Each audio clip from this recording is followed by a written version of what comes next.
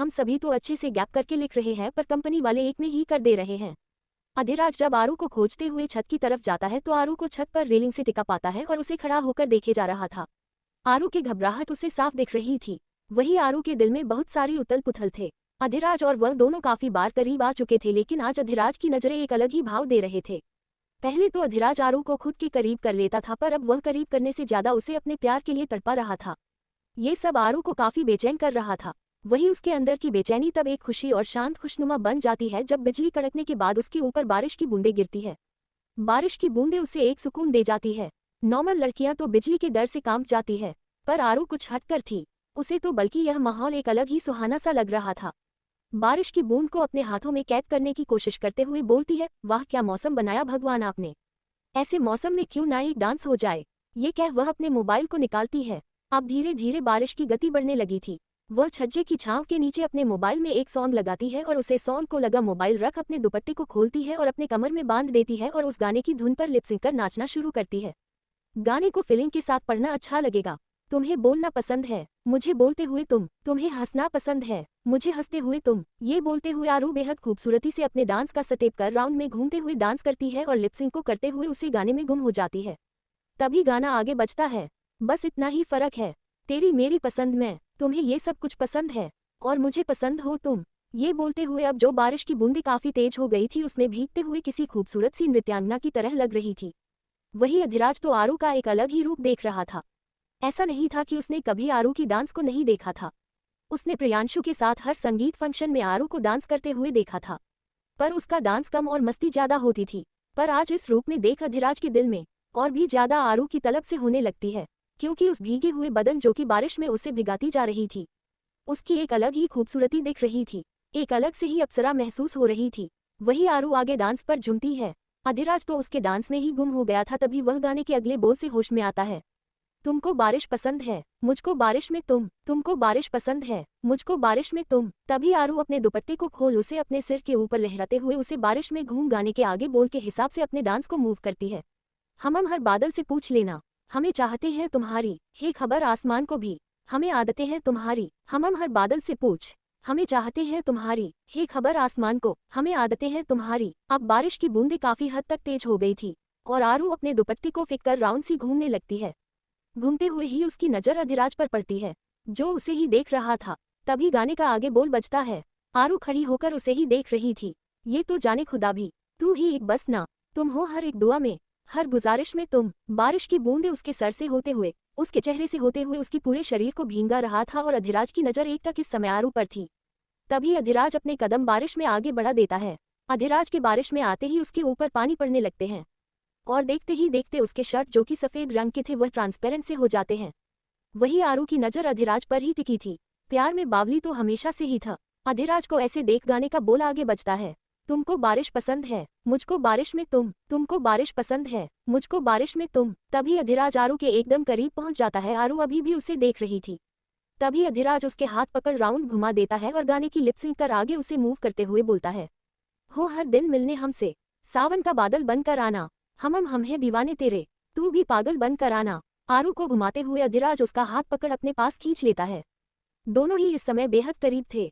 उन दोनों के बीच सिर्फ 3 से 4 इंच का फासला था। आरू के चेहरे पर गिर रहे पानी को अधिराज बखूबी देख रहा था और अधिराज के चेहरे पर पानी जो गिरते हुए उसके ऊपर आ रहा था। तभी अधिराज लिपसिंग कर आगे बोलता है, ओह तुम्हें भीगना अच्छा लगता है, मुझे भीगती हुई तुम, तो फिर बारिश की हर मौसम में मेरे साथ ही रहना, कि देख मोहब्बत मेरी खुदा भी वो हैरान है, हो गई जो आज मुकम्मल थी ख्वाहिश में तुम। ये बोल अधिराज उसे राउंड घुमाते हुए उसके साथ सालसा के 2-4 स्टेप करते हुए आरू के साथ डांस का मूव करने लगता है। आरू तो जड़ से जम गई थी। वह तो अधिराज का पास आना ही वह उसे देखते ही रह गई। ऊपर से भीगना, फिर उसके साथ डांस करना और गाने के बोल में एक अलग ही एहसास उसके आंखों में देख रही थी। वह तो भूल गई थी कि उसे डांस भी करना था। वह अधिराज में सिर्फ खोई चली गई। अधिराज जैसे भी उसे मूव कर रहा था वह वैसे ही मूव होती पर उसकी नजरें अधिराज से हटी नहीं। शायद वह इन नजरों में अपने लिए एक बेशुमार प्यार देख रही थी। उस बारिश में ही अधिराज बोलता है, तुमको बारिश पसंद है, मुझको बारिश में तुम, तुमको बारिश पसंद है, मुझको बारिश में तुम। गाने का बोल खत्म हो चुका था पर अधिराज और आरू एक दूसरे को देखे जा रहे थे। तभी अधिराज उसके चेहरे पर अपना हाथों में भरकर उसके को चूम लेता है। बारिश में ही आरू अपनी आंखें बंद कर चुकी थी।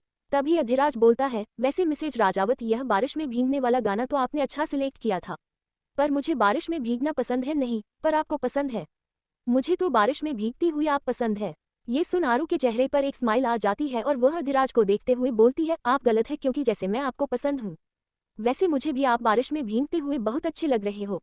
ये बोल अधिराज को अपने दोनों हाथों से पुशकर उसे दूर धकेल देती है और फिर हाथ फैला बारिश में चिल्लाकर बोलती है, मिस्टर अधिराज सिंह राजावत, मैं सिर्फ बारिश में ही नहीं, ऐसे ही आपको बेहद पसंद करती हूँ। बेहद। आज आरू ग्रेवाल कबूल करती है, हमें आपसे मोहब्बत है, बेइंतहा मोहब्बत। इतनी मोहब्बत कि हम अपने लाइफ में सिर्फ आपको चाहते हैं। ये बोलते हुए उसकी आंखों में आंसू आ जाते हैं। अधिराज एक तक आरू की कन्फेशन को सुन रहा था। तभी आरू फिर नम आंखों से देख बोलती है, जब हमें उस इंसान ने छुआ था तो आपको पता है हमारे मन में ख्याल क्या आया। अधिराज उसकी तरफ कदम बढ़ाता है तो आरू अपने 2 कदम पीछे लगाते हुए रेलिंग से रंधी आवाज में बोलती है, हमें ऐसा लगा हम आपके लायक नहीं रहेंगे। हम खुद को कुछ कर लेते डेविल, इतनी मोहब्बत हो गई है आपसे कि अगर इस शरीर को कोई छूने की कोशिश करेगा तो मैं खुद को ही खत्म कर लूंगी, पर आपको मैली हो चुकी अपने बॉडी कभी नहीं दूंगी। ये सुनते ही अधिराज उसे खींचकर अपने सीने से लगा लेता है। उसे सीने से लगाकर बोलता है, अधिराज सिंह राजावत के होते हुए आप कभी मैली नहीं हो सकती है मिसेज राजावत। ये सुन आरू अपना चेहरा ऊपर करती है तो अधिराज उसे आंखों में देखते हुए बोलता है, आज मैं खुद ही कबूल करता हूँ। हमें आपसे इतनी मोहब्बत हो गई है कि आपको छूने वालों का मैं इस दुनिया में नामो निशान खत्म कर दूंगा। आपके आगे आने वाले हर तकलीफों का सामना अधिराज सिंह राजावत से होकर गुजरना होगा। ये बोल उसका चेहरा हाथों में पकड़ बोलता है, अधिराज सिंह राजावत हर किसी के सामने एक चट्टान बनकर रहेगा, पर अब यह अधिराज सिंह राजावत तभी टूटेगा आरू जब इसे कोई और नहीं आप तोड़ेंगी। अगर आप मेरे साथ है तो मुझे इस दुनिया में कभी कोई नीचे नहीं गिरा सकता, इतनी मोहब्बत हो गई है आपसे। आज अधिराज ने अपनी खुल के प्यार का इजहार आरू के सामने कर दी थी। शायद उसे प्रीतम की बातें अभी भी याद थी। अधिराज अपने दिल की बातों को आरू को बताकर उसे एक विश्वास देना चाहता था। वह नहीं चाहता था आरू और उसके बीच में कभी भी कोई आए। आरू उसकी बातों को सुन एक बड़ी सी मुस्कान लिए बोलती है, मुझे मेरा ये डेविल हमेशा चाहिए, इसे मुझसे कोई नहीं छीन सकता। ये बोल मुंह बनाते हुए बोलती है, वह क्या है ना, इतने हैंडसम और हॉट बंदे को मैं नहीं छोड़ सकती किसी के लिए नहीं। उसकी मुस्कुराहट और हंसी देख अधिराज उसे खुद के करीब कर लेता है तो आरू उसे देखने लगती है। तो अधिराज बोलता है, अगर ऐसी बातें हैं तो आपकी इस हॉट बंदे को अपने पास रखने के लिए उसे कुछ चाहिए, उसकी भी कुछ इच्छाएं हैं। ये सुनते ही आरू उसके आंखों में देखते हुए बोलती है, हम तो आपके हैं, जो चाहिए आप खुद ले लीजिए। उसकी शरारती भरी बातें सुन अधिराज फिर से उसे एक झटके से खुद के और करीब कर देता है। अब उसके होठों के बीच सिर्फ 1 इंच का फासला था। यह महसूस करते ही अधिराज उसकी आंखों में देख बोलता है, पर क्या आप मेरी चाहतों को बर्दाश्त कर पाएंगी? वह क्या है ना, आप सुबह से हमसे दूर भागी जा रहे हैं। ये सुनते ही आरू के चेहरे लाल हो जाते हैं और वह उसे खुद से दूर करती तभी अधिराज उसे दोनों तरफ से कमर से पकड़ते हुए बोलता है, अब आपको भागने में देर हो गई है मिसेज राजावत, क्योंकि अब आप मेरी गिरफ्त में है। आरू अधिराज की सीने से लग जाती है। वही अधिराज आरू को अपनी बाहों में भींच लेता है। आज प्यार का कन्फेशन करने के बाद एक अलग ही सुकून दोनों के बीच में थी। पहले ऐसा कभी दोनों ने महसूस नहीं किया था। आज एक दूसरे की करीबी ऐसा लग रहा था जैसे पहली बार आ रहे हो। अधिराज आरू से दूर हो उसका चेहरा ऊपर करता है तो आरू उसे देखने लगती है। अधिराज उसके पास झुकने लगता है। उसके पास झुकते ही आरू के दिल की धड़कन तेज हो जाती है और वह अपनी आंखें बंद कर लेती है। अधिराज उसकी बंद आंखों को चूम लेता है। आरू की पकड़ अधिराज पर कस जाती है तो अधिराज उसके गालों को चूम लेता है। आरू और भी ज्यादा कसकर पकड़ लेती है। तभी अधिराज उसके होठों पर, जो कि ठंड की वजह से कब से कांप रहे थे, उसके होठों पर अपनी होंठ रख चुका था। बारिश में 2 प्यार करने वाले एक दूसरे को कन्फेशन कर एक दूसरे के प्यार को महसूस करने लगते हैं। अधिराज की किस हमेशा से अलग थी, पर आज कुछ अलग था। यह आरू महसूस कर रही थी। धीरे धीरे अधिराज उसे बेहद से सॉफ्ट स्मूदली पैशनेट होकर किस करने लगता है, पर उस पैशनेट किस में भी कोई दर्द नहीं था तो एक मीठा सा दर्द आरू, जो उस किस से उसके पूरे बॉडी में एक अजीब सा मीठा सा दर्द होने लगा। वह अधिराज के गर्दन में अपनी हाथों को डाल लेती है और उसके बालों में अपने हाथ रख मूव करने लगती है। देखते ही देखते आरू भी अधिराज को बैक किस करने लगती है। दोनों ही एक दूसरे के होठों से न जाने कब तक उलझे रहे, एक दूसरे के होठों के रस को महसूस करते हैं। उस बारिश में भी उनके होठों में एक बूंद बारिश का पानी नहीं गया। दोनों की सांसें तेज हो चली थी और समय के साथ साथ दोनों ही एक दूसरे के और करीब होते जा रहे थे। अधिराज आरू की पीठ को रब करने लगता है और उसके हाथ उसकी बॉडी पर चल रहे थे। उसकी डिजायर धीरे धीरे बढ़ रही थी जिसे आरू बखूबी महसूस कर रही थी। धीरे धीरे अधिराज अपना होठों को आरू के होठों से दूर करता आरू को देखने लगता है, जो उसके गर्दन में बाहें डाले लंबी लंबी सांस ले रही थी। उसके बाल पूरे चेहरे पीठ गर्दन से चिपके हुए थे। जब आरू अपने सांसों को कंट्रोल कर लेती है तो अपनी नजर उठा अधिराज को देखती है। अधिराज की आंखों में अपने लिए एक तलब और चाहत देख वह उसके सीने में अपने चेहरे का छुपा लेती है। अधिराज उसे अपनी बाहों में उठा लेता है। वह सिर्फ एक मंजिला मकान था। अधिराज आरू को उस बारिश से नीचे लेकर आता है और अपने कमरे में जाता है, जहां पर प्रीतम ने उसके लिए रहने की व्यवस्था की थी। अधिराज आरू को रूम में नीचे खड़ा करता है और दरवाजा धीरे से लॉक कर देता है। दरवाजा लॉक होते ही आरू आगे बढ़कर जाने को होती है, पर अधिराज उसे पीछे से कमर से पकड़ खुद के करीब खींच लेता है और उसके बालों को उसकी पीठ से हटाते हुए उसके गर्दन पर किस करने लगता है, और इस स्पर्श से आरू पिघल सी गई। अधिराज का उसके गर्दन पर किस करना और बर्दाश्त नहीं होता तो वह झटके में अधिराज की तरफ मुड़ जाती है। अधिराज अपनी आंखें खोलता है, जो आंखें बंद कर उसके प्यार के आगोश में था। वह आंखें खोलकर देखता है तो आरू लंबी लंबी सांस लेते हुए ना में सिर हिला रही थी। आरू की ना का मतलब अधिराज अच्छे से समझ जाता है कि आरू अब इस सेंसिटिव टच को ज्यादा बर्दाश्त नहीं कर पा रही है। अधिराज की नजर आरू के सीने पर जाती है, जो आगे के भाग उसके दिख रहे थे। सूट के डोरी खुलने से नीचे हो गए थे। आरू अधिराज की नजरों को खुद महसूस करती है। तभी अधिराज आरू को झटके में गोद में उठा लेता है और उसे ले जाकर बिस्तर पर लेटा देता है। आरू अपना सर बिस्तर में धंसा लेती है। उसकी सांस अभी भी तेज चल रही थी। तभी अधिराज अपने शर्ट को रिमूव करता है और लाइट को नाइट बल्ब जला देता है, क्योंकि वह जानता था आरू कितनी भी बोल्ड बने पर वह इतनी भी बोल्ड नहीं थी। कुछ देर आरू फिर से अपनी पीठ पर अधिराज के होंठ फील होते हैं। देखते ही देखते अधिराज उसे अपने प्यार के आगोश में ले लेता है। वह उसे झटके से ऊपर करता है और उसकी दोनों हाथों में अपने हाथों को फंसा उसके गर्दन पर किस करने लगता है। उसके चेहरे, गर्दन, कॉलरबोन पर किस करते हुए धीरे धीरे वह नीचे की तरफ बढ़ने लगता है। देखते ही देखते आरू के बॉडी से उसके कपड़े भी हट जाते हैं। कुछ देर में दोनों ही एक चादर में लिपटे हुए थे। दोनों के ही बॉडी पर सिर्फ एक पतली चादर के अलावा कुछ नहीं था, जिसमें अधिराज अभी भी अपने होठों का स्पर्श आरू की बॉडी के हर हिस्से पर दे रहा था, जिसे आरू आंखें बंद कर मदहोश से बस अपनी सिसकियां भर रही थी। अधिराज कभी उसके होठों को, तो कभी गर्दन को, तो कभी उसके चेस्ट को, तो धीरे कभी उसके पेट कमर को अपने होठों की छाप छोड़ता जा रहा था। कुछ भी देर में आरू को अधिराज के होठ एक ऐसी जगह पर फील होती है। आरू अपनी आंखें कसकर मींच लेती है। कुछ देर बाद उसके मुंह से एक चीख निकलती है। अधिराज आरू के अंदर समा जाता है और उसी के साथ साथ दोनों ही एक दूसरे के प्यार में गुम हो चले थे। बाहर अभी भी बारिश हो रही थी। मौसम सुहावना और ठंडा हो चला, पर अधिराज और आरू एक हल्की चादर में लिपटे पूरे पसीने से तरबतर थे। आरू भी आज अधिराज को फील कर रही थी, इस मीठे से एहसास को। हर बार की तरह अधिराज वाइल्ड नहीं था, इतनी प्यार से उसके साथ पेश आ रहा था कि आरू को भी वह फीलिंग काफी अच्छी लग रही थी। धीरे धीरे अधिराज आरू के होठों को अपने होठों में महसूस कर उसके साथ अपनी डिजायर को शांत करने लगता है।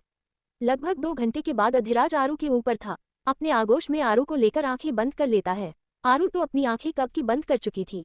एपिसोड 167। शाम हो जाती है। सौम्या और आरू कंपनी से बाहर निकलते हैं। दोनों के ही साथ आज कुछ खास नहीं हुआ था। सभी आज कंपनी में मुआयना ही कर रहे थे कि इस कंपनी में क्या हो रहा है। बाकी कल से उन सभी का शुरू होने वाला था। शाम के 7 बजे बज चुके थे। वही सौम्या को वैभव ने मैसेज किया था, वह उसका बाहर इंतजार करें। वही आरू कुछ उदास सी थी। ये देख सौम्या उसके कंधे पर हाथ रख देती है और बोली, क्या बात है आरू, तू कुछ उदास दिख रही है। ये सुन आरू सौम्या को देखना से हिलाते हुए बोलती है, नहीं ऐसा कुछ नहीं है। ये बोल सामने पड़ी कंकर को अपने पैर से मारते हुए आगे रोड पर बढ़ती है। तभी सौम्या उसका हाथ पकड़ वही बाहर बेंच पर बैठ जाती है और उसे देख बोलती है, बताना क्या बात है। ये सुन आरू उसकी तरफ देखती है और बोली, नहीं मानेगी। ये सुन सौम्या ना में सिर हिलाती है तो आरू गहरी सांस लेकर बोलती है, 2 से 3 दिन हो गए हैं और उन्होंने नहीं मेरे कोई कॉल का जवाब दिया और नहीं बात कर रहे हैं। बस न जाने क्यों थोड़ी टेंशन सी हो रही थी। ये सुन सौम्या मुस्कुराते हुए उसका हाथ पकड़ अपने हाथों में लेकर बोलती है, तुझे पता है तू किसकी वाइफ है। ये सुन आरू उसे देखती है जैसे पूछ रही हो ये कैसा बेतुका सवाल है। नजरों को समझते हुए सौम्या हंसते हुए बोलती है, तू द ग्रेट अधिराज सिंह राजावत की वाइफ है, जिसके लोग सपने देखते हैं, जिनकी एक झलक देखने के लिए लोग तरसते हैं, जो नहीं मीडिया के सामने आना चाहता है क्योंकि वह इतनी बड़ी कंपनी के साथ साथ अपने कई सारी कंपनियों का सीईओ है। वह इंसान जो इतना पीछे है, तो यदि उसने तुम्हारा कॉल नहीं उठाया तो यह एक नॉर्मल से बात होनी चाहिए। ये सुन आरू बोलती है, अगर ऐसे ही भाई चले जाए और वह तुझसे बात ना करे तो। ये सुन सौम्या बोलती है, बुरा लगेगा, तकलीफ होगी, पर दूसरी बात ये भी सोचूंगी कि वह काम के वजह से गए हैं, ये सोचने पर मुझे थोड़ी टेंशन कम होगी। तो तू भी टेंशन कम कर। यह सुन आरू कुछ नहीं कहती, बस मुस्कुरा देती है। थोड़ी देर बाद उन्हें गाड़ी की हॉर्न सुनाई देती है। वह देखती है तो वहां पर वैभव की गाड़ी थी और फिर आदित्य की गाड़ी आती है। सौम्या जाकर वैभव की गाड़ी में बैठ जाती है। वही आदित्य की गाड़ी में आरू जाकर बैठ जाती है। कुछ देर में दोनों की ही गाड़ी वहां से निकल जाती है। वही आरू किसी सोच में गुम थी, तभी उसके पास फोन पर एक मैसेज आता है। अधिराज के मैसेज की चाह में वह फोन देखती है, पर मैसेज को पढ़कर उसकी आंखें थोड़ी सर्द हो जाती है। मैसेज में लिखा था, काम हुआ। ये देख आरू मैसेज टाइप करती है, अभी नहीं, हम बाद में बात करते हैं। ये बोल देखती है तो आदित्य उसके मोबाइल में झांकते हुए बोलता है, क्या बात है, किसे मैसेज किया जा रहा है। ये सुन आरू तुरंत अपने मोबाइल को पलट बोली, कुछ नहीं। कुछ देर बाद वह सभी घर पर पहुंचते हैं। वहां पर आरू से ऑफिस का सभी लोग जायजा लेते हैं। थोड़ी देर बाद रात का दिन सब अपने कमरे में चले जाते हैं। सभी ग्रुप स्टडी कर रहे थे, पर आरू वहां नहीं थी। आरू को काफी थकान लग रही थी। तभी थोड़ी देर में सभी के सभी उसके रूम में घुस जाते हैं। ये देख आरू की आंखें छोटी हो जाती है। तभी प्रियांशु उसके पास जाते हुए बोलता है, क्या हुआ जान, तुम इतनी ज्यादा थकी क्यों लग रही हो? क्या एक ही दिन सारे कंपनी का भार तुम पर पड़ गया जो तुम इतनी थकी लग रही हो? ये सुन आरू पेट के बल लेटते हुए बोलती है, मैं बहुत थक गई हूँ, तुम सभी मुझे डिस्टर्ब मत करो। तभी प्रियांशु बैठकर उसके कंधे का मसाज करते हुए बोलता है, चलो मेरे मसाज से तुम्हारी सारी थकान दूर हो जाएगी। ये सुन आरू आंखें बंद कर मुस्कुरा देती है। वही श्रुति बोलती है, आरू मुझे तुझे कॉलेज की सारी बातें बतानी थी कि आज शिवम ने क्या बवाल किया। ये सुन आरू आंखें बंद करते हुए ही बोलती है, हम इस बारे में सुबह बात करेंगे श्रुति। ये बोल नींद के आगोश में जा चुकी थी। उसके बाद कौन क्या बोल रहा है उसको कोई फर्क नहीं था, पर कोई था जो उन सभी को आरू के कमरे में देख रहा था। शायद वह आरू के कमरे में आना चाहता था, पर इतने लोग को देख वह कुछ कर नहीं पाता और वह वहां से चला जाता है। अगली सुबह आरू ऑफिस पहुंचती है तो लगभग उसी टाइम पर सौम्या भी पहुंचती है। दोनों ही अंदर इंटर करते हैं तो उन्हें आज का माहौल कुछ अलग सा लगता है। ये देख सौम्या बोलती है, क्या बात है, कल तक तो जो सभी लोग हंसते मुस्कुराते सारा काम कर रहे थे, आज सभी के सभी लोग इतनी ज्यादा डिसिप्लिन में होकर काम कर रहे हैं। वह सभी अपने फ्लो पर जाते हैं। वही मोनिका पहले ही वहां आ चुकी थी और उसके चेहरे पर आज एक बड़ी सी मुस्कान थी। ये देख आरू सौम्या से बोलती है, क्या बात है, ये डायन इतनी क्यों मुस्कुरा रही है, जैसे न जाने से कौन सा हीरे जवाहरात मिलने वाला है। ये सुन सौम्या उसका हाथ पकड़ती है और चुप रहने को बोली। तभी वहां पर उन सभी के लीडर आते हुए बोलते हैं, इस कंपनी से एक नई कंपनी से कोलैबोरेशन हो रही है, जिसमें कुछ कीमती मोतियों से आर्टिफिशियल ज्वेलरी के डिजाइन्स और कपड़े कलेक्शन का डील होने वाला है। यह नई कंपनी एक ड्रामा कंपनी है जिसमें कोई शो तैयार हो रहा है, जिसमें 300 एपिसोड के लिए हर कैरेक्टर की कॉस्ट्यूम और ज्वेलरी डिजाइन होगी। ये बहुत बड़ी डील है जिसमें आप सभी अपनी प्रैक्टिस कर सकते हैं। ये बॉस का ऑर्डर आया है और इसमें आप सभी की क्या एबिलिटी है उसके अकॉर्डिंग आप अपने नाम दर्ज करवा दीजिए। ये बोल चला जाता है। उसके चले जाने के बाद मोनिका एक लड़की से बोलती है, वैसे तुम्हारे यहाँ के बॉस कब आने वाले हैं? ये सुनते ही आरू के कान खड़े हो जाते हैं। तभी वह लड़की बोलती है, अरे धीरे बोलिए, बॉस आने ही वाले हैं। ये सुनते ही आरू के कान खड़े हो जाते हैं। तभी मोनिका बोलती है, वैसे बॉस का फ्लो कौन सा है? ये सुनते ही वह लड़की बोलती, वहां नहीं जा सकती क्योंकि वहां पर जब बुलाया जाता है तभी जाना होता है। ये सुन मोनिका कुछ नहीं बोलती है और फिर पूछती है, वैसे इस काम में क्या बॉस आएंगे बताने? ये सुन वह लड़की बोलती है, वैसे काम शुरू हो जाएगा आदित्य सर के अंदर, जब कहीं प्रॉब्लम होगी तभी वह आएंगे। वही आरू को जब नहीं रहा जाता तो वह मोनिका के सामने जाकर हाथ बांधते हुए बोलती है, तुम्हें बड़ा इंटरेस्ट आ रहा है बॉस में। ये सुनते ही मोनिका उसे देखते हुए बोली, तो तुम्हें क्या हो रहा है, बॉस है उन्हें कौन नहीं देखना चाहता। ये बोल उसे घुरकर वहां से चली जाती है। वही आरू मन ही मन बोलती है, क्या ये सच में यहाँ आने वाले हैं? इससे पहले मुझे अपना काम करना होगा। एपिसोड 168, तुम्हारे इन होठों की छुवन सिर्फ मेरी है, अधिराज जेलसी। अब आगे। अगली सुबह अधिराज की नींद डोर पर खटखटाने की वजह से उठती है। अधिराज जब अपनी आंखें खोलता है तो उसकी नजर सीधे घड़ी पर जाती है। सुबह के 8 बजे रहे थे। वही गेट पर कोई और नहीं रोहन था। वही प्रीतम जो अभी किचन में था रोहन को डोर खटखटाते देख वह जाता है और उसे बोलता है, रोहन ऐसे किसी को परेशान नहीं करते। ये सुन रोहन बोलता है, चाचू आपको नहीं लगता कि पापा कितनी देर तक सोते हैं? ये तो बैड मैनर है ना, इतनी देर तक कौन सोता है? रोहन ये बात कुछ ऐसे कहता है कि वह कोई छोटा बच्चा ना होकर कोई बड़ा इंसान हो। प्रीतम को हंसी आ जाती है। प्रीतम उसे गोद में उठाते हुए बोलता है, क्यों आप भी तो देर तक सुबह उठते हो? वह न जाने क्यों आज आपकी नींद थोड़ी जल्दी खुल गई। ये सुन रोहन कुछ कहता उसके पहले ही प्रीतम उसे किचन में ले जाकर स्लैब पर बैठाते हुए बोलता है, अब एकदम चुप, आप छोटे बच्चे हो, ठीक है, ये भूला मत करो। और दूसरी बात, आपके पापा और आपकी ब्यूटीफुल आंटी काफी देर रात को सोए हैं और इसलिए वह अभी नींद में है, और किसी को भी नींद में डिस्टर्ब करना नहीं अच्छा लगता है। आपको भी कोई उठाता है तो अच्छा लगता है। ये सुन रोहन मासूमियत से न में सिर हिलाता है। ये देख प्रीतम उसे गोद में उठा ले जाते हुए बोला, तो चलिए मिलकर आपके पापा और आपकी प्यारी ब्यूटीफुल आंटी के लिए कुछ अच्छा सा ब्रेकफास्ट बनाते हैं। ये सुन रोहन एक्साइटेड हो जाता है। प्रीतम उसे स्लैब पर बैठा देता है तो रोहन नन्हे नन्हे हाथों से वीन्स को तोड़ने लगता है। प्रीतम मुस्कुरा देता है और खुद से ही कहता है, तुम एक कंप्लीट फैमिली डिजर्व करते हो रोहन, और मेरा ये डिसीजन लेने का सबसे बड़ी वजह यही है कि तुम एक पूरी फैमिली पाओ। मैं तुम्हें वह फैमिली नहीं दे पाऊंगा। तुम जैसे मासूम की जिंदगी बर्बाद करने का मेरा कोई हक नहीं है, और मैं जानता हूँ तुम्हें वह फैमिली कौन दे सकता है। ये बोलते हुए उसे जो एक उम्मीद थी कि वह स्वरा को अपनी लाइफ में वापस लाएगा, वह उम्मीद टूटती नजर आ रही थी। जब से विराट स्वरा को अपने साथ ले गया था और वह जानता था कि विराट कभी भी स्वरा को हर्ट नहीं करेगा। वही रूम में अधिराज आंखें खोलता है तो उसे महसूस होता है कि आरू अभी भी उससे लिपट कर सोई पड़ी है। उसकी नज़र सामने घड़ी पर पड़ी, सुबह हुए काफी वक्त हो चुका था। वह अपने सर एक हाथ पर टिका उसे देखने लगता है। आरू उस समय पेट के बल सोई हुई थी, पर आरू ने इस समय भी सिर्फ एक ब्लैंकेट में लिपटी थी। वही आरू के बाल जो उसके चेहरे और पूरे पीठ पर बिखरे हुए थे। अभिराज उसके बालों को एक साइड कर उसकी मासूम से चेहरे को देखता है तो उसे पिछली रात आरू और अपने साथ बिताए पल याद आते हैं। ये याद आते ही उसे अपने अंदर कुछ फील सा होने लगता है। वह आरू के चेहरे पर अपने हाथों को चलाने लगता है। अपने प्यार के साथ ऐसे रहना एक अलग ही सुखद अनुभव होता है। अधिराज बार बार कभी उसकी आंखों को छूता तो कभी उसके गालों को, फिर उसकी पीठ पर बिखरे बालों को संवारता। ये सब एहसास आरू को नींद में गुदगुदी हो रहा था और वह अपना चेहरा दूसरी तरफ पलट देती है। जो अधिराज को पसंद नहीं आती वह उसे झटके से खुद की तरफ कर देता है और आरू को खींच खुद के सीने से लगा लेता है। आरू को जब अधिराज की बॉडी खुद पर फील होती है तो वह अपनी आंखें खोलती है तो उसकी नज़र उसकी नज़रों से मिल जाती है। अधिराज उसे देखते हुए बोलता है, गुड मॉर्निंग माय प्रिंसेस। ये सुनते ही आरू के चेहरे पर एक स्माइल आ जाती है और वह उसके सीने पर सर रख आंख बंद करते हुए बोलता है, डेविल मुझे और नींद आ रही है। अधिराज उसकी नाक खींचते हुए बोलता है, वैसे मेरे पास तुम्हारी नींद भगाने के लिए बहुत सारे उपाय हैं, उनमें से एक है ये बोल उसके कान के पास जाकर बोलता है, चलो साथ में शॉवर लेते हैं।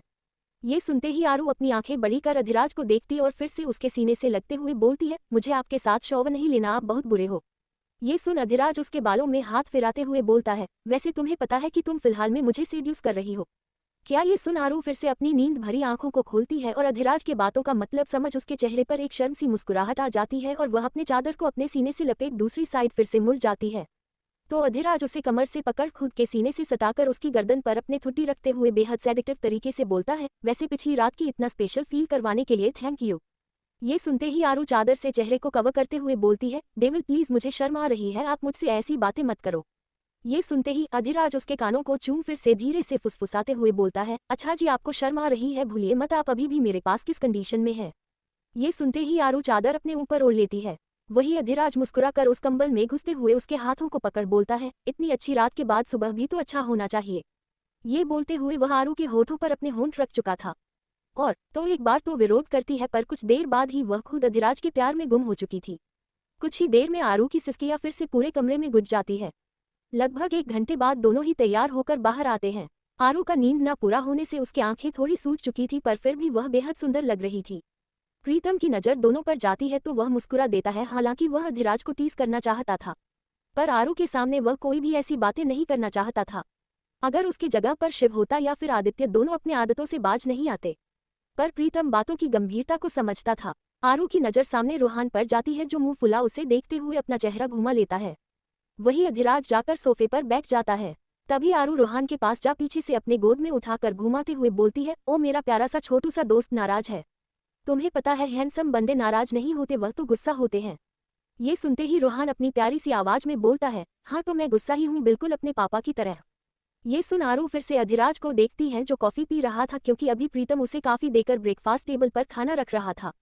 आरू के मन में रोहान को लेकर कई सवाल थे। वह अधिराज से पूछना चाहती थी आखिर यह उसके पापा क्यों कहता है। उसका दिल जानता था कि यह अधिराज का बच्चा नहीं है, क्योंकि अगर ऐसा कुछ होता तो राजावत परिवार उसे अब तक अपने घर में रखा होता। फिर भी वह उसे मनाते हुए बोलती है, अच्छा तो मतलब आप मुझसे नाराज हो, आप अपनी इस नाराजगी का कारण बताइए। ये सुनते ही रोहान अधिराज को देखते हुए बोलता है, मैं सिर्फ आपसे नहीं पापा से भी नाराज हूँ। मैं कितना सारा कुछ प्लान बनाया था, रात को मैं कितनी देर तक सोया कि हम सुबह जल्दी उठेंगे और फिर घूमने जाएंगे, आइसक्रीम खाएंगे और पार्क में जाएंगे। उसकी न जाने कितनी चीज आरू को अपनी प्यारी और मासूमियत शब्दों में बता दी। आरू उसकी मासूमियत देख उसके गाल को चूम लेती है। ये देख रोहान अपने गाल पर हाथ रखकर शर्माने लगता है। अभी वह इतने गुस्से में बात कर रहा था, अचानक उसके चेहरे पर शर्म की लाली देख आरू को मस्ती सुझती है। अधिराज जब ये हरकत देखता है तो वह आरू को घूरने लगता है, जिसे देख उसके बगल में बैठते हुए प्रीतम बोलता है, घूरना बंद कर साले, बच्चा है वह। वही रोहान शर्माते हुए बोलता है, ऐसी कोई भी लड़की किसी लड़की को किस नहीं कर सकती। ये सुनते ही आरू आंखें बड़ी कर रोहान को देखकर फिर से उसके गाल पर किस करते हुए बोलती है, अगर मेरे किसी करने से आपकी नाराजगी दूर हो जाए तो मैं आपको तो ढेर सारी किसी दे सकता हूँ। ये बोल उसकी प्यार से होठों को चूमने जाती है, जिसे देख रोहान अपने होठों पर हाथ रखते हुए बोलता है, नहीं नहीं आप इस पर किसी नहीं कर सकती। ये सुन आरू अपने हंसी दबाते हुए बोली, वह क्यों? रोहान बेहद शर्माते हुए बोलता है, वह इसलिए क्योंकि यह मेरी गर्लफ्रेंड के लिए है। ये सुन आरू हंसने लगती है। हंसते हुए उसकी नज़र अधिराज पर जाती है जो उसे खा जाने वाली नजरों से देख रहा था, पर आरू उसे पूरा इग्नोर करती है। ये देख अधिराज खुद से बोलता है, मुझे इग्नोर? वही आरू रोहान को गोद में उठाते हुए बोलती है, अच्छा ठीक है, प्रॉमिस मैं नेक्स्ट बार आपके साथ किसी वेकेशन पर घूमने चलूंगी। ये सुन रोहान किसी समझदार बच्चे की तरह हाँ में से हिलाता है और अधिराज के पास जाकर उसके गोद में बैठते हुए होता है, पापा मुझे माँ से मिलना है, मम्मा मुझसे बात भी नहीं करती, प्लीज आप मुझे ले चलो। ये सुनते ही अधिराज बोलता है, बहुत जल्द आप अपनी मम्मा के पास जाएंगे, ओके। ये सुन रोहन खिलखिला जाता है क्योंकि अधिराज जो कहता था वह पूरा करता था। थोड़ी देर बाद सभी प्रीतम का बनाया हुआ खाना खाते हैं। थोड़ी देर बाद सभी बाहर कार के पास जाते हैं। अधिराज गाड़ी में बैठते हुए प्रीतम से बोलता है, तुम घर कब आ रहे हो? ये सुनते ही प्रीतम बोलता है, अब जब तक रोहन मेरे पास है तब तक मैं यहीं पर रहूंगा, फिर उसके बाद मैं वापस आऊंगा। ये सुन अधिराज कुछ नहीं कहता और गाड़ी लेकर निकल जाता है। लगभग आधे रास्ते जाने के बाद अचानक अधिराज गाड़ी रोककर आरू से बोलता है, किस मी। अचानक उसके ऐसा बोलने से आरू अजीब नजरों से और हड़बड़ाते हुए बोलती है, व्हाट। ये सुनते ही अधिराज आरू को देखकर बोलता है, क्या तुम इतनी छोटी सी इंग्लिश समझ में नहीं आती? ये सुनते ही आरू अजीब नजरों से देखते ही पर अधिराज को सीरियस देख वह उसके पास खिसककर उसके गाल पर एक किस कर देती है। ये देख अधिराज बोलता है, अभी तुमने रोहान से सीखा ना गर्लफ्रेंड या वाइफ कहाँ पर किस करते हैं। ये सुनते ही आरू को कुछ याद आता है और उसे अधिराज का उस समय का चेहरा याद कर आरू हंसने लगती है और हंसते हुए ही अधिराज को देखकर बोलती है, ओ तो आप जेलस हो। वह भी छोटे बच्चों से यह बोल हंसने लगती है और हंसते हुए बोलती है, आज की बड़ी ताज़ा खबर, मिस्टर अधिराज सिंह राजावत को एक छोटी से बच्चे जो कि 5 साल का भी नहीं है उसे हुई जलन। वाह वाह, क्या टॉपिक दिया है मैंने। ये कह वह हंसने लगती है। तभी अचानक अधिराज उसे खींचकर अपनी गोदी में बैठा लेता है तो आरू के हाथ झटके से उसके सीने पर चले जाते हैं। अधिराज उसके खुले बालों को कान के पीछे कर उसका ठुड्डी पकड़ खुद के सामने कर बोलता है, चाहे कोई बच्चा हो चाहे कोई, और तुम्हारे इन होठों की छुबन सिर्फ मेरी है। ये होठ सिर्फ मेरे होंठ से ही मिलनी चाहिए वरना। ये कह कुछ और बोल पाता तभी आरू आगे बढ़कर वह अधिराज के होठों पर अपने होंठ रखकर उसे किस करने लगती है। अधिराज की पकड़ आरू की कमर पर चले जाते हैं। 1 मीटर बाय ही वह थोड़ी पीछे होकर अधिराज से बोलती है, हम सिर्फ आपके हैं, यह मुझे बताने की जरूरत नहीं है। ये कह वह अधिराज का चेहरा ऊपर कर खुद के सामने करते हुए बोलती है, और यह नियम सिर्फ मेरे ऊपर नहीं आपके ऊपर भी लागू होता है मिस्टर राजावत। अगर आपने कभी इन होठों से किसी को छूने की कोशिश की ना तो मैं क्या कर जाऊंगी इसका अंदाजा भी आपको नहीं होगा। अधिराज आरू की ऐसी बातें सुन वह आरू के होठों पर होठ रख उसे पैशन के साथ किस करने लगता है। ऐसे ही लगभग 2 हफ्ते निकल जाते हैं। इस बीच अधिराज नए प्रोजेक्ट पर काफी बिजी हो गया था पर आरू के साथ अपनी क्वालिटी समय जरूर बीताता था। वही आरू का भी राजावत कंपनी में इंटर्नशिप खत्म हो गया था। इस बीच अधिराज के दबाव के वजह से आरू ने कोशिश की थी कुछ काम को समझने की। वही मोनिका 1-2 बार में ही अधिराज के गुस्से से डर कर उसने यह उम्मीद भी छोड़ दी थी, पर उसे आरू और अधिराज की करीबी कई बार दिखी थी जिसमें आरू अधिराज के ऑफिस में जाते हुए दिखी थी। आरू को इस बीच अधिराज को बेहद करीब से जानने का मौका मिला था और उसे इतना तो समझ आ गया था कि अधिराज किसी भी इनलीगल कामों से नहीं जुड़ा है। पर उसे क्या पता था जो भी उसके सामने सब दिख रहा है वह सब अधिराज की बिछाई हुई भ्रम है। आरू के एक एक हरकत पर उसकी नजर थी, पर आरू के कुछ न मिलने से उसका कंट्रोल कर रहा उसका सीनियर वह तिलमिलाया था। अब तक रावी भी काफी ठीक हो चुकी थी और वह बार बार अधिराज से मिलने की जिद कर रही थी, पर रावी को सख्त मनाही था और वही अभी अधिराज को इस बात की खबर भी नहीं लगने दी थी। अधिराज जब भी एल्विस को फोन करता एल्विस उसे होश आ जाएगा, उसे काफी रिकवर किया जा रहा है। अधिराज को ये बात अटपटी तो लगती है और उसने अपने गार्ड से इस बारे में पूछा भी जिसे उसने वहां पर नजर रखने के लिए रखा था, पर उसे क्या पता था अधिराज के गार्ड को राधिका पहले ही अपनी तरफ कर चुकी थी। वही रावी को भी कुछ तो शक हुआ था क्योंकि उसने एल्विस को अधिराज से बात करते हुए सुना था। अब उसने सोच रखा था कि उसे अधिराज से कैसे बात करनी है। वहीं इस बीच में विश्वा हर कोशिश करता था प्रीता से मिलने का, पर प्रीता उसे कोई मौका ही नहीं देती थी। विश्व की एक बार अचानक गाड़ी में खींचने के बाद वह प्रियांशु का हाथ ही नहीं छोड़ती थी। विश्वा ने भी कुछ सोच रखा था और वह कुछ बड़ा ही करने वाला था, पर इस समय यदि कुछ बदला था तो रिया का बिहेवियर अनिरुद्ध के प्रति। ये बिहेवियर अनिरुद्ध की हर जरूरत को पूरा करने की कोशिश कर रही थी, सारे फैमिली को, और उसका केयर अनिरुद्ध को भी दिखता था। पर उसे क्या पता था कि रिया भी उसे मन ही मन पसंद करने लगी थी और वह उसे खोने से डर रही थी। इस बीच में यदि कोई नहीं था तो वह था भैरवी। अधिराज को बड़ा ही अटपटा सा लगता है क्योंकि भैरवी या तो अक्सर उसके पास रहता था या तो वह सारे गार्ड को इंटरप्ट करता था, पर इस बीच में वह दिख नहीं रहा था। जब उसने अपनी माँ से इस बारे में पूछा तो उसकी माँ ने उसे बिजनेस काम का बोल वह उसे भेजने का बताती है, पर अधिराज इस बारे में सोचता भी है। बिजनेस के काम में कब से इंटरेस्ट लेने लगा, पर राधिका को प्रति उसको कुछ डाउट भी नहीं हो रहा था। वही राधिका भैरवी को उस मास्क वाले इंसान के बारे में उसे कुछ इन्फॉर्मेशन मिली थी जिसका पता लगाने के लिए वह भैरवी से ज्यादा किसी पर भरोसा नहीं कर सकती थी। वही अधिराज अपने ऑफिस में बैठा कुछ डॉक्यूमेंट को चेक कर रहा था। उसके सामने इस समय शिव बैठा हुआ था जो कुछ खाने के लिए इंतजार कर रहा था। वही अधिराज बिजी था तभी उसके फोन पर कॉल आता है। वह एल्विस नाम देखता है, वह इस कॉल को इग्नोर नहीं कर सकता था। वह कॉल जैसे ही पिक करता है उधर से एल्विस की आवाज न आकर एक लड़की की आवाज आती है जिसे सुनकर अधिराज सन रह जाता है। एपिसोड 169। अधिराज को रावी का कॉल। प्रीता, श्रुति फंसे मुसीबत में। अब आगे। अधिराज ऑफिस में बैठा था। जब उसके फोन पर एल्विस का नाम शो होता है तो वह बिना किसी देरी के फोन को रिसीव करता है, पर उधर से एल्विस की आवाज न होकर किसी लड़की की आवाज थी। वह आवाज सुनते ही अधिराज सुन्न सा पड़ जाता है। आखिर यह आवाज उसने न जाने कितने समय के बाद सुनी थी। उधर से एक लड़की बोलती है, राज हमें बचा लीजिए, हमें यहाँ नहीं रहना, सभी के सभी यहाँ पर झूठे हैं, प्लीज राज हमें आपकी जरूरत है। अधिराज कुछ नहीं बोलता और फोन कट कर देता है। वह आंखें बंद कर अपना सर जैसे टीका लेता है। उधर से जो कोई और नहीं रावी थी। उसने एल्विस जब उसे चेकअप करने आया था तो रावी को कुछ सूझ नहीं रहा था कि वह क्या करे। अचानक उसे अपने बगल में जग दिखता है। वैसे उसने सोचा नहीं था कि यह छोटा सा काम उसका काम कर पाएगा, पर जब एल्विस किसी से बात करते हुए फोन चेयर पर उसका चेकअप करने को होता है तभी मौका पाकर पानी लेने के इरादे से पूरा गिरा देती है, जो उसके बिस्तर से होते हुए नीचे गिर जाता है। तभी एल्विर बोलता है, रावी यू आर फाइन। ये सुनते रावी मौके का फायदा उठा वह बोलती है, डॉक्टर मेरे बिस्तर तो भीगी है और मुझे प्यास भी लगी है, प्लीज क्या आप किसी नर्स को भेज देंगे। उसकी यह बात सुनते ही एल्विस नर्स को बुलाने के लिए रूम से बाहर निकलता है। वह मौका पाते ही एल्विस का फोन उठाती है, क्योंकि उसका फोन इत्तेफाक से लॉक नहीं लगा था और वह तुरंत अधिराज को कॉल लगाती है, पर अधिराज का कुछ भी रिस्पांस न पाकर उसका दिल बैठ जाता है। वही शिव जब अधिराज का चेहरा ऐसे देखता है तो वह बोलता है, क्या हुआ अधिराज, कोई सीरियस मैटर है क्या, मैं कुछ हेल्प करूं। ये सुनते ही अधिराज अपने माथे को रगड़ता है और फिर अचानक शिव से बोलता है, मेरी लंदन की टिकट बुक करो इमरजेंसी। ये सुनते ही शिव हैरानी से देखता है और कुछ पूछता कि अधिराज की घुरती हुई नजर उसे चुप करने के लिए काफी था। वहीं दूसरी तरफ बहुत दिनों बाद आरू कॉलेज गई हुई थी। कॉलेज का माहौल उसे उस ऑफिस से ज्यादा ही बेटर लग रहा था। उसके वहाँ दोस्त, वहाँ खाने पीने की चीज, वह आजादी उसे एक अलग ही सुकून दे रही थी। पर सभी लंच के लिए अपने टेबल पर बैठे हुए थे। आरू उसे मोनिका की सारी बातें वहां पर बैठकर मजे से सभी को बता रही थी कि मोनिका ने क्या क्या करना चाहा। आरू बोलती है, ये शिवम कहाँ रह गया, इसको पता नहीं है क्या कि मैं आई हूँ, लगता है इतने दिन में ही भूल गया मुझे। ये सुनते ही बरखा आरू को इशारा करते हुए बोलती है, जब उसे अपने लैला से फुर्सत मिले तो ना। ये सुनते ही बरखा की दिशा की तरफ आरू देखती है तो वहां पर शिवम और गौरी दोनों ही बातें करते हुए आ रहे थे। शिवम अपने आदत अनुसार स्टाइल मार रहा था, वहीं गौरी मन मन मुस्कुरा रही थी और उसके साथ चली आ रही थी। यह आरू के लिए झटका। वह हैरानी से सभी की तरफ देखते हुए बोलती है, क्या इसने मना लिया। ये सुनते ही सभी हाँ में एक सिर हिलाते हैं। ये सुनते ही आरू बोलती है, यार क्या गजब उसके पास टैलेंट है। तभी आरू बोलती है, आखिर इसने मनाया कैसे। ये सुनते ही प्रियांशु कहता है, कुछ नहीं, वही पुराने स्टाइल, कुछ गुंडों का छेड़ना और हीरो की एंट्री के रूप में शिवम जी का बचाना, और फिर क्या था, लड़की हो गई लट्टू। आरू मुंह बना बोली, यार नया क्या किया इसने।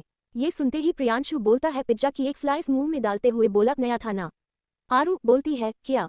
ये सुनते ही प्रियांशु बोलता है, यही कि वह जो गुंडे थे जो कि छेड़ रहे थे वह नकली थे। आरू मुंह बना बोली, ये तो अक्सर होता है कि नकली गुंडों को भेजकर हीरो बनते हैं, और वैसे भी मेरा फट्टू दोस्त को असली गुंडों से लड़ने की ताकत थोड़ी ना है, पर फिर भी उसने मेरा नाक कटा दिया। तभी प्रियांशु पिज्जा का एक स्लाइस उसके मुंह में डालते हुए बोलता है, मेरी जान इतना क्यों अपने माथे पर बल दे रही हो, इसमें भी एक ट्विस्ट है। ये सुन आरू खाते हुए बोलती है, वह क्या। प्रियांशु बताता है, उसमें से एक गुंडा था और दूसरा मोहित यानी कि शिवम का क्लासमेट। ये सुनते ही आरू बोलती है, ओ तेरे की, यह तो मिसिंग हो गया, ऐसे मामले में मुझे भी होना चाहिए था। सभी आपस में ही गुफ्तगू कर रहे थे। तभी शिवम और गौरी वहां पर पहुंच जाते हैं। शिवम जैसे ही आरू को देखता है वह उसके पास दौड़ कर जाता है और आरू को गले लगाते हुए बोलता है, ओ मेरी जान, तुम्हें देख जैसे लग रहा है बरसों बीत गया। ये सुनते ही आरू उसे दूर धकेलते हुए बोलती है, जा जा, झूठ मत बोल, गले लगाने के लिए तो कोई और ही मिल गई है, तो तू मुझे भला क्यों याद करेगा। ये सुन शिवम चेयर खींचकर गौरी को बड़े प्यार से बैठाता है और फिर बैठाते ही बोलता है, अब तुम्हें क्या पता कि हम तुम्हारे बिन कितने तड़पे हैं मेरी जान। ये सुन आरू उल्टी जैसा मुंह बनाते हुए बोली, मुझे तुम्हारा ये भद्दा मजाक बिल्कुल अच्छा नहीं लगा। सभी आपस में एक दूसरे से हंसी ठिठोली कर रहे थे। वही प्रीता और श्रुति दोनों ही उठते हुए बोलते हैं, हम दोनों चलते हैं क्योंकि हमें घर पर तैयारी भी करनी है और शिवरात्रि भी आने वाला है और उसके बाद होली, घर पर भी काम में मदद करनी है, तुम सभी आराम से मस्ती से आना। ये सुन आरू उठकर बोलती है, मैं भी चलती हूँ। ये सुनते ही प्रीता बोलती है, क्लास अटेंड कर लो, उसके बाद फिर आना। श्रुति का हाथ पकड़ वह बाहर निकल जाती है। दोनों ही आज पहले जाने वाले थे, इसलिए प्रीता अपनी स्कूटी से आई हुई थी। दोनों ही स्कूटी पर बैठते हैं और निकल जाते हैं, पर लगभग 1-2 किलोमीटर जाते जाते अचानक उनकी स्कूटी रुक जाती है। ये देख प्रीता हैरानी से बोलती है, ये कैसे रुक गई, बोल श्रुति को उतार। वह चेक करती है तो उसमें पेट्रोल नहीं था।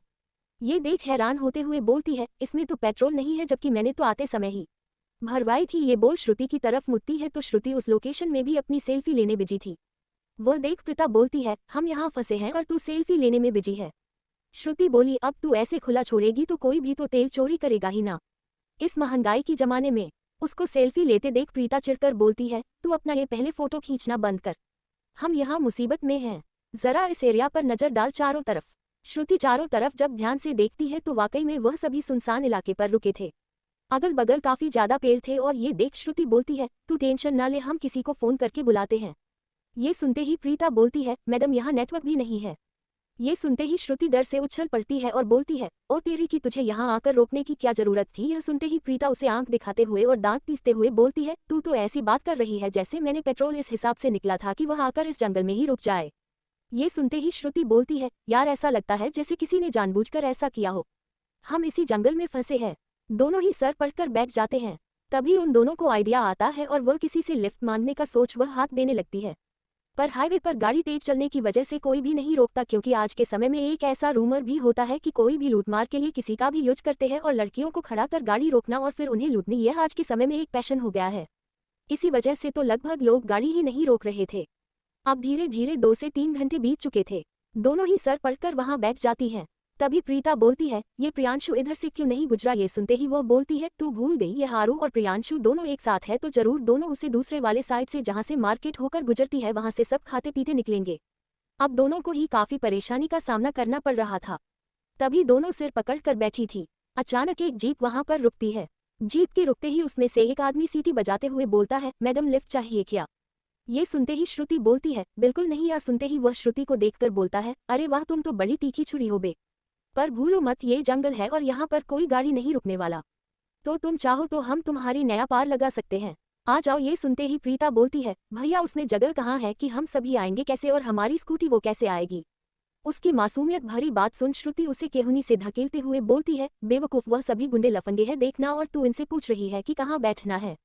वही एक लड़का प्रीता के कुछ जवाब देने पहले ही बोलता है, मैडम जगह भले ही यहाँ पर नहीं है, पर फिर भी हमारी गोद में बिल्कुल जगह है, हम आपको बेहद आराम से पहुंचा देंगे। उसकी घटिया बातें सुनते हुए प्रीता बोलती है, अपनी बत्तीसी अंदर रखो, नहीं तो अगर सब तोड़ूंगी ना तो फिर दांत भी कभी नहीं उगेंगे। ये सुनते ही वह सभी चुप हो जाते हैं। प्रीता और श्रुति दोनों एक दूसरे को ऐसे देखते हैं जैसे ऐसा कोई जंग जीत गए हो। पर अगले ही पर उन पांचों की हंसी गूंज जाती है और वह हंसते हुए बोलता है, बत्तीसी बाद में तोड़ना मैडम, वह क्या है, हमें तो कुछ और तोड़ने का मन कर रहा है। ये कह वह उन दोनों को ही बहुत गंदी नजर से देखने लगता है। पर इस बात से अनजान की पीछे कुछ दूर पर ही एक बड़ी सी गाड़ी रुकी हुई है और उन सभी पर नजरें टिकी हुई है। उनकी बातें सुन तो नहीं पा रहा था पर वह उनकी नजरों को अच्छे से देख पा रहा था। वहीं अब श्रुति और प्रीता दोनों को ही डर सा लगने लगता है, पर दोनों ही अपने डर को नहीं दिखाते। तभी श्रुति बोलती है, देखो तुम हमें कुछ ऐसा वैसा मत समझो, हम ऐसे घरवालों से बिलोंग करते हैं, अगर उन्हें पता चला तो तुम सभी कहाँ गायब हो जाओगे पता भी नहीं चलेगा, और मेरा बॉयफ्रेंड वह तो खुद एक बहुत बड़ा डॉन है, समझे। ये सुनते ही उसमें से एक लड़का कूदते हुए बोलता है, बहुत लोगों से सुना है कि उनके बॉयफ्रेंड यह है, उनके पापा वह है, बला बला, पर अफसोस हमारी नजरें जिन पर पड़ जाती है हम उनको उनकी जगह पर पहुंचा कर रहते हैं। ये बोलते हुए वह झटके से प्रीता का हाथ पकड़ लेता है। प्रीता ये देखकर घबरा जाती है और उसके हाथ को झटकने लगती है। ये देख श्रुति अपना बैग उसके हाथ पर मारते हुए बोलती है, सड़क पर घूमने वाला अनाथ कुकुर, तेरी हिम्मत कैसे हुई मेरी बहन को छूने की। यह बोल धक्का देती है। उसके धक्का देने से वह लड़का गिर जाता है। ये देखते ही सभी के सभी उतर जाते हैं और उनकी तरफ बढ़ते हुए बोलते हैं, एक तो ऐसी जगह पर अकेली है और हम मदद कर रहे हैं, ऊपर से तुम दोनों अपने धौंस दिखा रहे हो। भूल मत लड़की है तू, अब तुझे बताते हैं हम कब से तुझे प्यार से बात कर रहे हैं। ये कह वह उन दोनों की तरफ चलते हैं तो फिर श्रुति प्रीता का हाथ पकड़ते हुए बोलती है, चल भाग यहाँ से। यह बोल 2 कदम बढ़ाती है, तभी प्रीता रुकते हुए बोलती है, मेरी स्कूटी।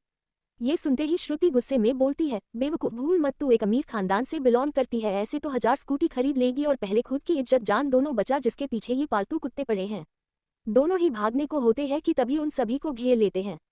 पर इस मामले में प्रीता से ज्यादा श्रुति तेज निकलती है और वहीं पड़े धूल को उठाकर सामने वाले लड़कों पर फेंकती है और प्रीता को लेकर भागने लगती है। ये देखते ही वह सभी भी उनके पीछे दौड़ते हैं। दोनों ही भाग ही रहे थे कि अचानक उनके सामने एक गाड़ी आकर रुकती है। गाड़ी के रुकते ही दोनों ही हाफते हुए बोलते हैं, प्लीज हेल्प मी। धन्यवाद, टू बी कंटिन्यूड।